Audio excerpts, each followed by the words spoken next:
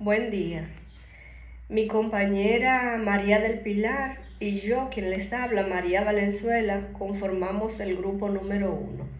En mi caso, les estaré hablando de la definición de la comunicación, la descripción de los diferentes tipos de comunicación y de la descripción de los principales retos de la comunicación en el sector salud. Pues en cuanto a la comunicación, tenemos que es un proceso que consiste en la transmisión e interpretación de mensajes entre un emisor y un receptor. También es la capacidad de enviar y o recibir mensajes de forma clara y objetiva. Si el grupo es más grande, pues por supuesto, puede ser que la información durante la transmisión del mensaje no llegue como quisimos enviarlo. Puede llegar distorsionado. La buena comunicación se da cuando el mensaje enviado es recibido y es entendido por el interlocutor. El proceso comunicativo es esencial para la vida en la sociedad porque permite que los seres humanos se expresen, permite que compartamos información entre sí, que establezcamos relaciones, que lleguemos a acuerdos y que seamos capaces de organizarnos. También, además, la comunicación puede llevarse a cabo de diferentes maneras. Puede ser verbal cuando utilizamos un lenguaje o un idioma. También puede ser no verbal cuando nos valemos de gestos, de lenguaje corporal o signos no lingüísticos. En cuanto a los diferentes tipos de comunicación, para que la comunicación ocurra, son necesarios algunos pasos básicos que caracterizan este proceso. La comunicación puede darse oral o escrita y en ambas se encuentran los elementos de la comunicación, que como todos sabemos son el código, que es el lenguaje empleado, el canal, que son circunstancias donde se desarrolla la comunicación, el ruido o las perturbaciones en la recepción del mensaje original, y también tenemos la retroalimentación o el feedback, que supone la respuesta hacia el primer mensaje. Estos 4 elementos o 5 son lo que caracterizan la comunicación clara. También tenemos la transmisión del mensaje, que implica la utilización de medios o canales adecuados como un correo electrónico o un mensaje de texto. La recepción del mensaje, para que el mensaje pueda ser recibido, el receptor debe conocer el código en el cual fue enviada la información. Por ejemplo, si le estamos enviando una comunicación o un correo electrónico a una persona que no sabe leer, por supuesto, la comunicación no va a estar completa. La interpretación del mensaje, que también es muy importante. Es importante ver en qué estado o en el contexto está la persona a quien le estamos dando o recibiendo el mensaje. Ahí entra el juego, el contexto del receptor, que dependiendo de factores biológicos, psicológicos, emocionales o socioculturales, el mensaje puede ser interpretado de múltiples formas, que no necesariamente tienen que coincidir con lo que quisimos emitir. Existen varios tipos de comunicación. Estos tipos de comunicación son enumerados dependiendo del autor. Hay autores que tienen 4, que tienen 8, otros llegan hasta 33 tipos de comunicaciones. Nosotros nos centraremos en la comunicación individual y la organizacional. Como las organizaciones y los centros de salud están compuestos por personas, consideramos poner atención a la comunicación individual. Por ejemplo, tenemos la comunicación visual, la comunicación auditiva, la táctil, la gestual, la gustativa y la olfativa. Y esas nos llevan a 4 tipos de comunicación organizacional, que es la comunicación externa, la interna, la formal y la informal. Querramos o no, siempre estamos comunicándonos con cualquiera de estos lenguajes. La descripción de los principales retos de la comunicación en el sector salud. Bueno, pues aquí hay mucha tela por donde cortar, porque existen muchos retos en la comunicación del sector salud, ya que una información incorrecta o mal interpretada puede llevar a catástrofe o incluso hasta alguien perder la vida. Un mensaje puede ser entendido. Para que un mensaje pueda ser entendido debe tener un principio, un medio y un final. Si quiere que el equipo lleve a cabo una actividad, pues nosotros tenemos que ser claros y directos, no andar con rodeo, porque el equipo de los colaboradores no van a adivinar o interpretar lo que nosotros queremos transmitir sin decirlo de manera clara. Entonces, la buena comunicación es cuando ambas partes saben cuándo escuchar y cuándo hablar. No es, atropellar a las personas con las palabras es fundamental el que no se dé. Vemos en la mayoría, principalmente de algunos sitios públicos, que eso se da en centros de salud y en empresas privadas incluso. Entonces, es bueno escuchar, mirar a ver qué tiene que decir el otro antes de nosotros opinar. Así, de esta manera vamos a ser objetivos y vamos a ser independientes. Existen diferentes medios de la sociedad y pueden ser escritos, sonoros, audiovisuales, multimedia, hipermedia. Algunos de los más conocidos y utilizados en la actualidad son la carta para asuntos formales, el teléfono, la radio, la TV, el periódico impreso, sitios de noticias, etc.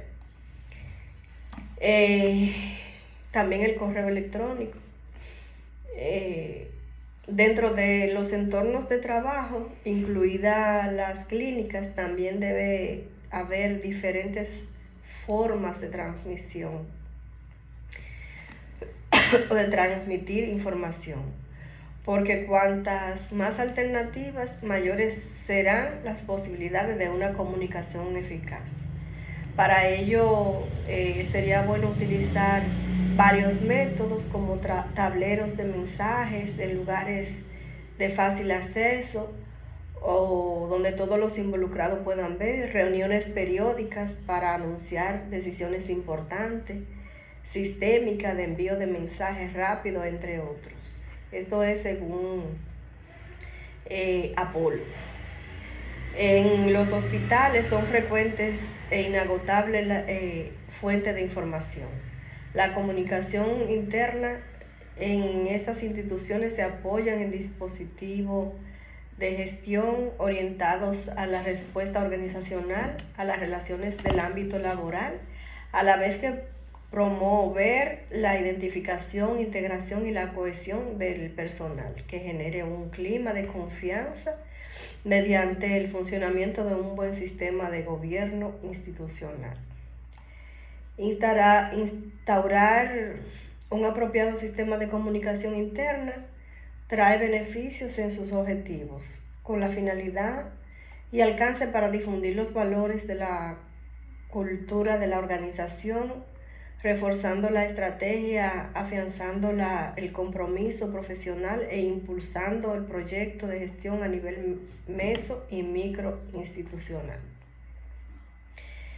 En la atención que reciben los pacientes se lleva a cabo por equipos inter y multidisciplinarios que comparten una cultura organizativa y unos estilos de trabajos determinados. En este contexto, la comunicación interna, o sea, que puede ser de arriba hacia abajo, puede ser horizontal o puede ser de abajo hacia arriba, se convierte en una herramienta indispensable para articular las intervenciones en salud, buscando los mejores resultados posibles. Por eso es importante que el personal conozca la cultura organizacional, las políticas, para que todo camine en un mismo norte. Conocer el entorno, identificar los puntos fuertes de la propia organización, ser consciente de la imagen del centro sanitario, sea un hospital o un centro de salud comunitaria en la sociedad. Definir marcos, objetivos, barreras, estrategias y canales para la comunicación que deben ponerse en marcha y establecer contenidos de esa comunicación. Son acciones básicas para que cualquier institución pueda salir adelante con su comunicación efectiva. La comunicación es un elemento esencial en la labor del gestor o del responsable de una organización, de una entidad o de un equipo. Se trata de comunicar eficazmente qué somos, qué hemos logrado, qué pretendemos y cómo llevar a cabo nuestras actividades, fomentando la colaboración entre los profesionales y los pacientes. Otro asunto importante es comprender que todo comunica. El conjunto de nuestra organización, su estructura, sus recursos, su tecnología, la apariencia y sobre todo sus profesionales comunican en todo momento un determinado mensaje, aun cuando no se lo propongan y guarden silencio por el asunto del lenguaje corporal. Toda organización o institución está permanentemente trasladando información de qué ofrece, cómo es, simplemente indicaciones o instrucciones de distintos tipos de publicaciones dentro de externos como internos. Si tenemos un propósito de la comunicación y la planificamos, podremos entonces orientar su sentido y probablemente tener mejores resultados. Las instituciones sanitarias son una fuente de información que tienen que tener esto en cuenta. La comunicación efectiva, entre otros, nos motiva a lograr un mejor rendimiento, cohesiona los equipos de trabajo, contribuye a que usen mejor los recursos, fomenta las opciones de trabajo inter y multidisciplinario, fideliza las plantillas al generar sentido de pertenencia, mejora la reputación institucional en todo el sentido de la palabra. En particular, los hospitales en los que durante un tiempo los pacientes residen y deben seguir determinado régimen organizativo, hay que considerar que existen aspectos del plan de comunicación interna que también les afecta y que modulan su percepción de reputación en la forma que interactúan con los profesionales y la propia institución en ese tiempo y posteriormente. En todo esto, en síntesis, nosotros tenemos que salvaguardar la comunicación dentro de la institución del sector salud o empresa donde trabajemos, puesto que esto va a definir si coincide en nuestro actuar con lo que decimos que son, es decir, nuestra misión, nuestra visión, nuestra cultura organizacional. Si promovemos, por ejemplo, que somos abiertos a cualquier tipo de persona, que no discriminamos y nos llega una persona con diferente atuendo, por ejemplo, a lo que no estamos acostumbrados a ver. Entonces el lenguaje corporal, el impacto visual y el lenguaje que nosotros podamos obtener corporal sin hablar, va a decir realmente si estamos acorde con lo que decimos y lo que hacemos. Ahora le dejo con mi compañera María del Pilar.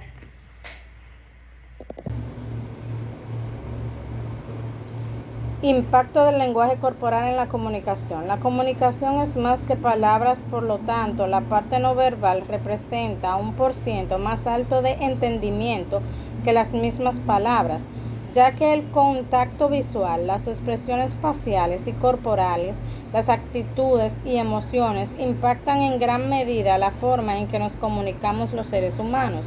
El lenguaje corporal puede afectar la comunicación y en las organizaciones de salud, el personal debe tener en mente que al trabajar con pacientes deben dedicar gran parte del tiempo a comunicarse de forma clara para ser entendidos. En los servicios de salud es muy práctico obtener información de las reacciones de los pacientes a través de prestar atención a sus contactos no verbales, cambios gestuales en su tono de voz también y sus movimientos corporales para saber cuáles son los padecimientos que muchas veces no pueden expresar con claridad los pacientes, lo que indica la importancia del lenguaje corporal para la comunicación del profesional de salud con el paciente que está aquejado de algún tipo de enfermedad. De la misma forma, el paciente recibe información a través del lenguaje corporal del profesional de salud. Por lo tanto, un comportamiento cálido y amistoso demostrado mediante una expresión facial y una sonrisa adecuada y un repetido contacto visual demuestra predisposición al diálogo y deseos de ayudar, y es lo que requiere el profesional de salud para demostrar un auténtico interés hacia el paciente. Descripción o planteamiento de cómo debe ser la comunicación en el contexto hospitalario. El principal problema del actual sistema sanitario es la insatisfacción que existe en los usuarios de los servicios de salud por la falta de comunicación entre los pacientes y los profesionales sanitarios.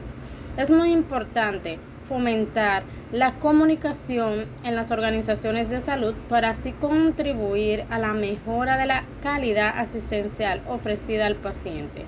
Por este motivo, para tratar al paciente de forma efectiva, la interacción de diálogos y escucha es fundamental para mejorar los servicios de salud.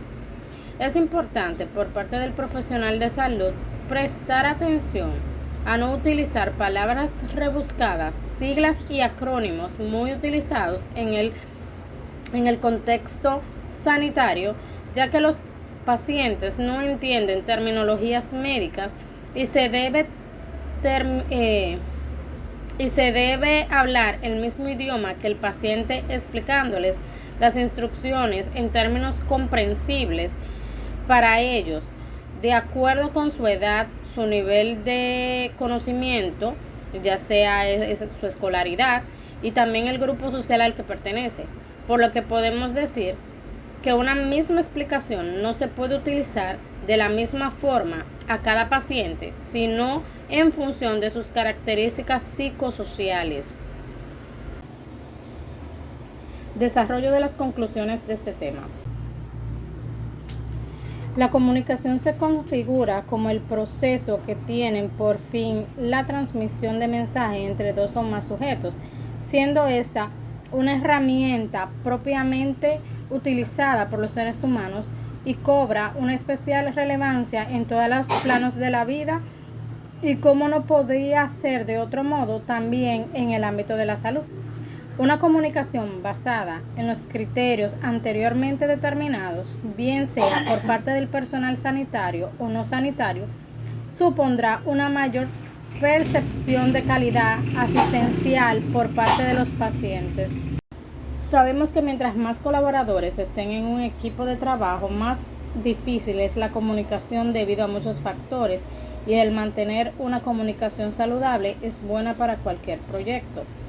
Al transmitir las informaciones se puede llegar tanto a transmitir informaciones que ayudan al servicio de salud o que dificultan los procesos dentro de este servicio de salud, debido no solo a la información per se, sino a la forma no verbal, al tono, volumen y entonación de la voz de la persona, pero también a cómo el interlocutor toma la información que se le proporciona.